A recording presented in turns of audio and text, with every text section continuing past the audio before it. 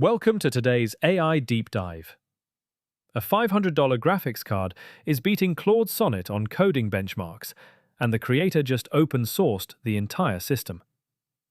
Atlas, which stands for Adaptive Test Time Learning and Autonomous Specialization, is an open-source project that wraps a small 14 billion parameter language model in a clever inference pipeline.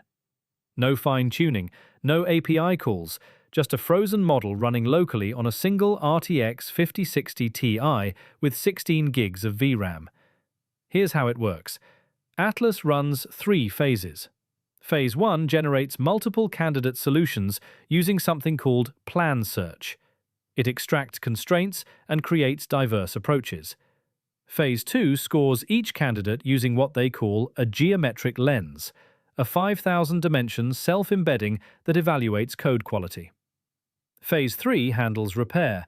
The model generates its own test cases and iteratively fixes failures without ever seeing the answer key. The results are striking. 74.6% on LiveCodeBench. That's above Claude 4.5 Sonnet's 71.4% and Claude 4 Sonnet's 65.5%. The cost? About 0.4 cents per task in electricity. Claude costs about 6.5 cents per task. That's roughly 16 times cheaper. The key insight is that intelligence at inference time can substitute for raw model size. Atlas doesn't need a bigger brain, it needs better thinking infrastructure.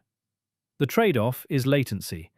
Each task takes longer than a single API call, but you get complete data privacy, no usage metering, and no API keys.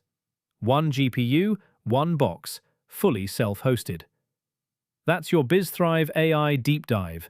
Subscribe for daily updates and head to bizthrive.ai to learn how AI voice reception can transform your business.